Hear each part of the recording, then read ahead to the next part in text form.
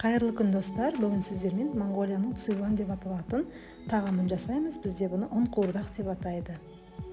Алдын ала барлығын осылай турап аламыз. Құрамын видеоның астына жазып өтемін. Ең алдымен ыстық қазанымызға қызып тұрған майымызды құйып, пиязды қуырып аламыз.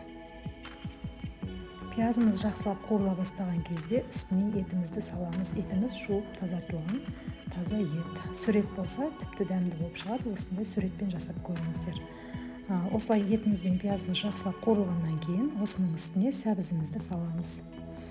Тура өз еріктеріңізде 4 бұрыш қылып, квадрат қылып турайын десеңіздер де болады. Мен осылай ұзынша етіп турадым. Және де қалауыңыз бойынша бұрыш қоссаңыз болады. Мен қызыл болгар бұрышын қостым. Егер сіз картопты қаламасаңыз қоспасаңыз да болады. Бізде балалар картопты жақсы көргендіктен біз картопты көп мөлшерде қостық. Барлық қоспамызды салып алғаннан кейін татымы бойынша тұзымызды салып, жақсылап бір араластырып, отты баяу қойып, бұқтырып, бетін жауып қоямыз. Барлық қоспаларымыздың суы тартылып, жақсылап қуырыла бастаған кезде бір стакандай су құятын боламыз. 100-150 мг су құйып, тағы да бетін жауып піскенше қалдырамыз. Келесі кезекте ұн қуырдағымыздың қамырын жасауға кірісеміз. Ол үшін бізге ұн, тұз және су ғана қажет. Жұмыртқа қоспаймыз. Қамырымыз чебурекке арналған қамыр сияқты болады. Және де қамырды өте жұмсақ етпей, осылай орташа тығыздықта илеп аламыз. Илеп алған қамырымызды демалдырып аламыз. Енді дайын болған қамырымызды жұқа етіп жаюға кірісеміз. Жаю барысы видеода көрсетілген, немесе менің осы YouTube каналымда төменгі жағында қамыр жаю үлгісі бар, соған қарап жасаңыздар да болады. Ссылкасын қалдыра өтемін.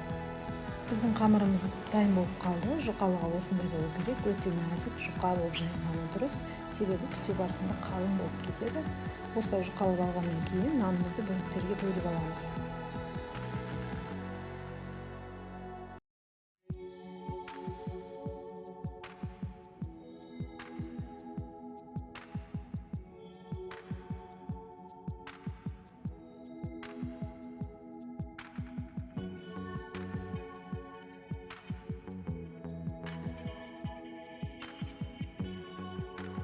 Осылай кішірек бөліктерге бөлінген нанымызды мен блин пісіретін табаны қыздырып тұрып, сол жерде осылай қатқанша ұстап алдым, немесе газдың астындағы противенге салып алсаңыздар да болады.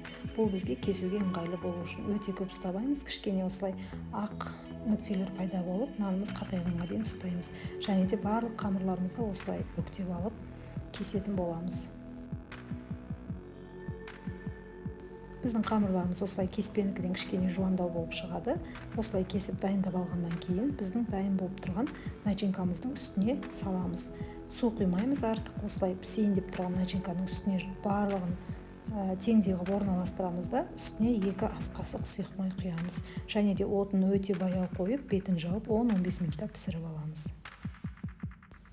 Міне достар, біздің тағамымыз дайын болды. Қамырымыз көріп тұрғандарыңыздай өте әдемі болып шықты, бір-біріне жабыспаған. Осылай бірінші қамырымызды түсіріп аламыз, және де үстіне начинкасын саламыз.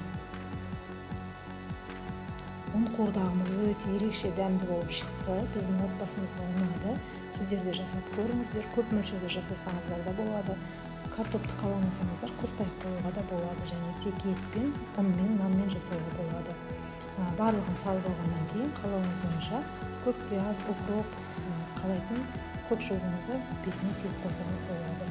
Жасап көріңіздер, ас болсын. Видеоны соңына дейін қарағаныңыз үшін рахмет. Каналға жазылуды ұмытпаңыздар. Сіздермен болған Гүлназ.